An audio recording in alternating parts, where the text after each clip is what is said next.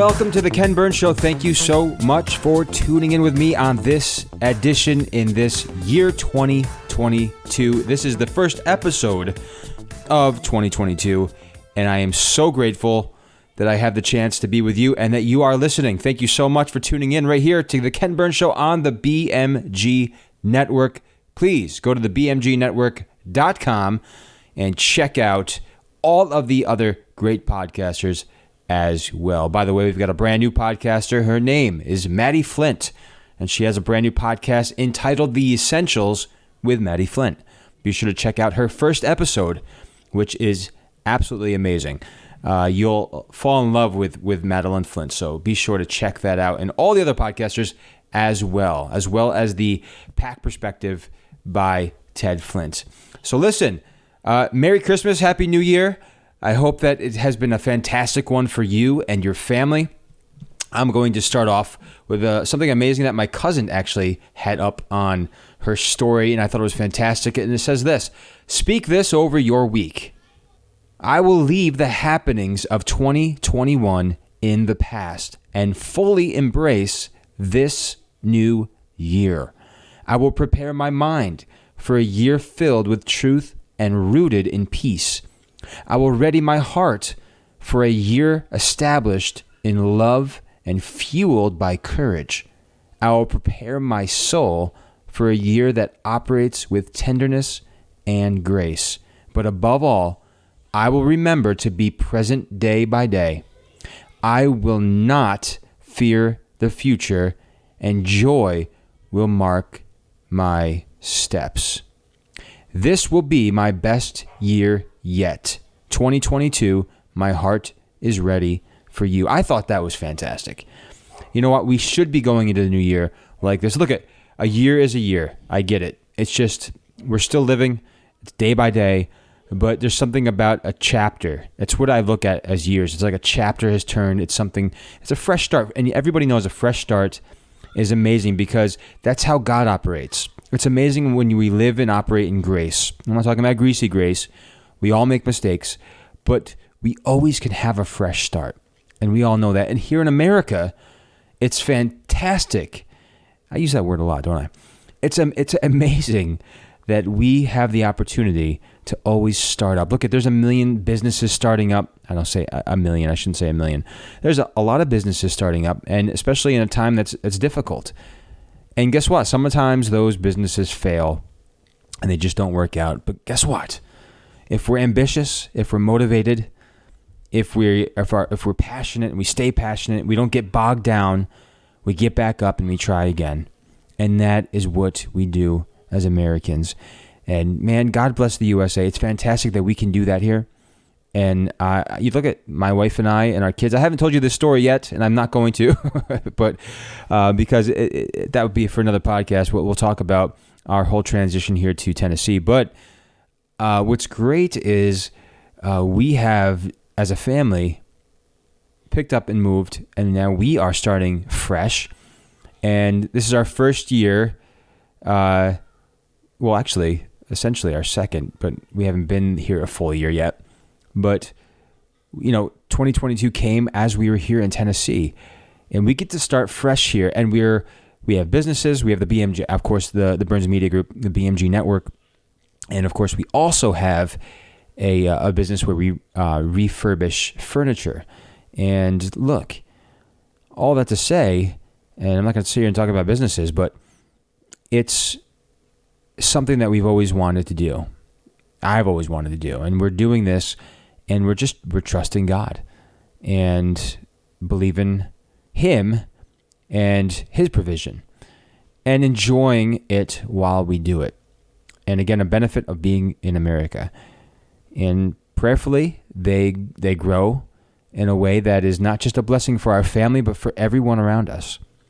And that's the attitude that we want to continue to have. Anyway, so yeah, here we are. We're doing this thing, and we got to have an attitude, honestly, not to rhyme here, but of gratitude. We got to be thankful, and we got to look to the future. Forget the past. We don't have time for it, honestly. How many times do we sit there and dwell on what we could have or should have done, or even how people have hurt us? sometimes people don't even realize they have. But if we dwell on that and don't deal with it, honestly, the only people that are being held back are ourselves. And we don't want to do that. You don't want to do that. So let it be a year where you start to let go, I start to let go of things that are really not beneficial for us.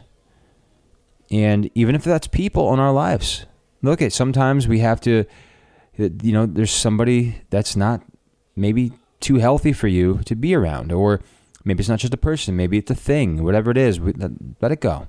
Don't let some string hold you back from doing the best you possibly can.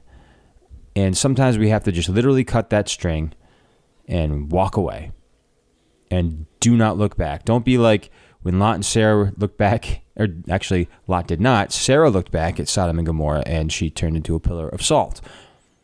And the reality is we all sometimes do that. And, it's nothing against New York, but when we left New York for Tennessee, it's one thing I had to do. And we have to do. It's not against anyone. It's just we have to look forward.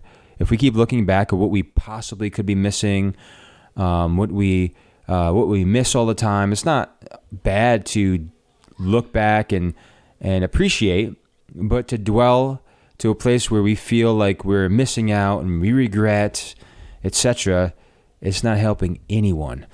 This is nothing of what I wanted to talk about on this podcast. However, I wanted to just kind of briefly say, again, Merry Christmas, Happy New Year. Blessed to have all of you listeners part of the BMG network, where we are growing and it's fun. And if you want to come alongside and be a part of anything that we do, if you are even interested in podcasting, if it's something you've dreamed of doing and you don't think it's possible, and of course you can go online and you can check out some stuff and look at how to do this, how to do that, get started with podcasting. Well, we'd love to help make it easier for you. Again, go to the bmgnetwork.com, check out what we do. If you are interested, you can email me directly. It's kburns@thebmgnetwork.com. Or, of course, you can email all of us, and one of us will respond. It's info@thebmgnetwork.com. So anyway, God bless you guys, and again, Happy New Year. Now, question for you is this, and you obviously probably won't answer me, but what is your New Year's resolution? Now, I'm not saying that, and look, we all have some that we want to change, blah, blah, blah, blah, blah. My wife and I were joking around about what ours would be, and honestly, for me, my New Year's resolution, jokingly, was that this year I'm going to figure out a way that I can actually grow a beard. I have this patchy thing. I've just never been a hairy guy. I just cannot, for the life of me, grow a beard. I can grow the mustache, soul patch goatee thing and some patches on. I'm like, what is up with my sides? Why can I not grow some sideburns or something so that I can match the rest of the hair on my face?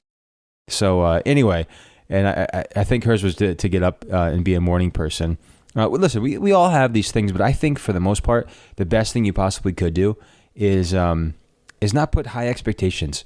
Sometimes be like, I'm going to lose, 40 pounds in a couple weeks or whatever it is. And just take one step at a time. Eat healthy. Start there. Start with, a little exercise, whatever it is. For me, I've now for many years now have been completely gluten-free. It's not because I had an allergy. I was doing it with my wife. I stuck with it. I just wanted to do it. And I'm just one of those guys, when I start something, I'm like, I really want to just stick with it. And I have ever since. I don't really do dairy or anything like that. I try to be as healthy as possible. But, it takes discipline in anything that we do. And discipline is very, very hard. It is. It's hard. Listen, we need to be more in the Word for sure, always, because we need that in our lives. What voice would you rather have in your ear? Honestly, Joe Biden's? Would you like to have one of your friends' opinions all the time? Listen, sometimes the opinions are great, but how about having the very Word of God being the very thing that motivates you every single day of your life? The most profound wisdom you could possibly get. And friends are great, but God is always better.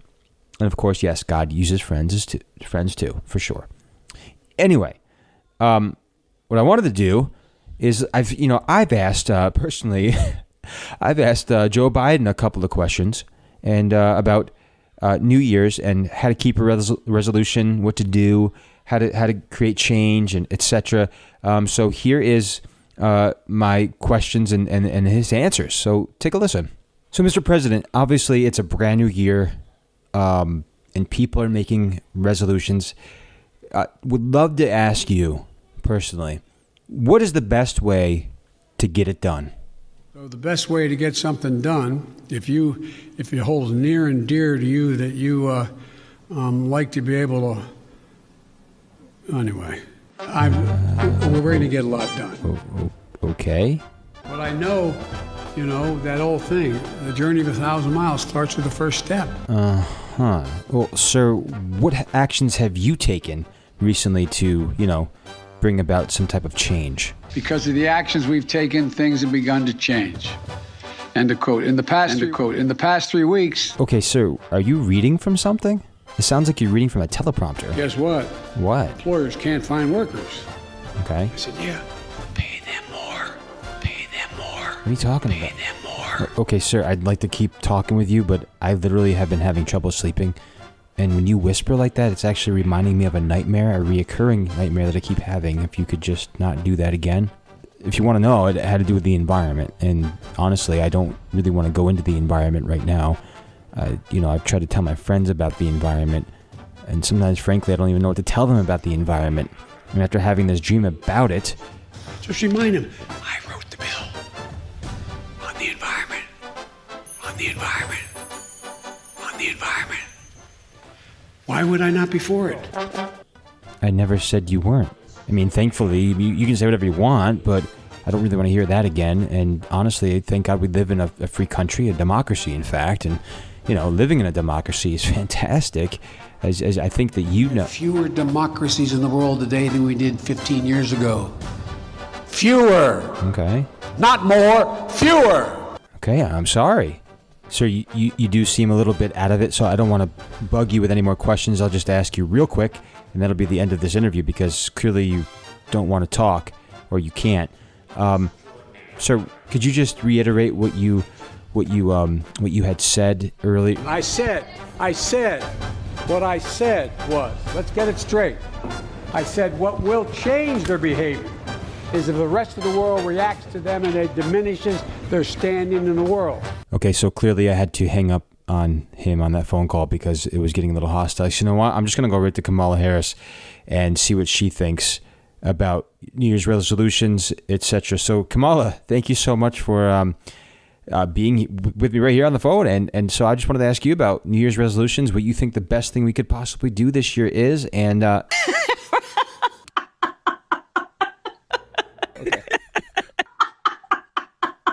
Okay, so I obviously I wasn't expecting that. So I guess I'll just play this clip. This is her New Year's resolution that she spoke with somebody else about. Ron Gold has said that he is for the legalization of marijuana recreationally. Your thoughts on that? That he is entitled to his opinion. So if it was legalized all throughout the country and medicinal, would you do it? Listen, again? I think that it gives a lot of people joy, and we need more joy. And clearly, it's working for her. So that's, again, whatever you want to do for your New Year's resolution. I don't recommend that, but obviously, she is finding a lot of joy in it for certain. Well, listen, I like to have fun, and I haven't done something like that on this podcast in a while. So there you go. But listen, here's what I want to leave you with on this podcast today. And obviously, so far, you're wondering, man, I haven't talked about COVID. I haven't talked about the news. I haven't talked about politics. Of course, I incorporated a little bit of silliness here.